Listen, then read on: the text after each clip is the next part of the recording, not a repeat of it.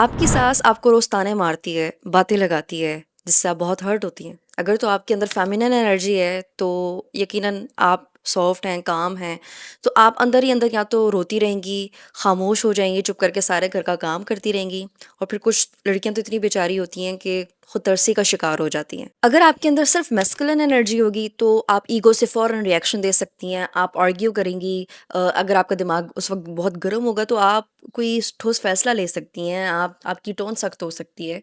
जबकि इस सिचुएशन में आपको बैलेंस रखने की ज़रूरत है। अब इन दोनों एनर्जीज़ में बैलेंस कैसे मेंटेन करना है? सबसे पहले तो आपने खुद को काम रखना है, ठीक है? आपने फ़ौरन रिएक्शन नहीं देना। आपने अपने फीलिंग्स को ऑब्ज़र्व करना है कि मैं क्या अपने इमोशंस को आपने ऑब्ज़र्व करना है कि मैं क्या फ़ील कर रही हूँ इस वक़्त। और फिर उसके बाद आपने बिना खुद पे तरस खाए या तो उस अगले बंदे को इग्नोर कर दें, ठीक है? या फिर उसको आप रिस्पॉन्ड करें तरीके से। उसके बाद आपने सॉफ्टली बट फ़र्मली यानी मज़बूती से आपने अगले बंदे के साथ कम्युनिकेट करना है। आप कह सकते हैं कि ये तरीका आपका ठीक नहीं है।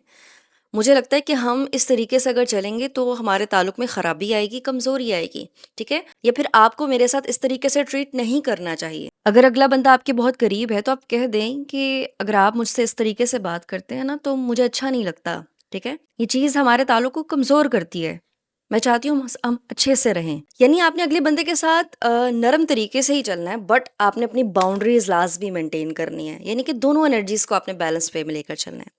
अगर हम दूसरे सिनेरियो की बात करें, अगर आपका हस्बैंड इग्नोर कर रहा है, आप ओवरली फेमिनिन हैं, तो आप या तो रो-रो के तवज्जो की भीख माँगना शुरू कर देंगी और जो है वो आप चुप करके जो है रूड रवैया या तो सहती रहेंगी।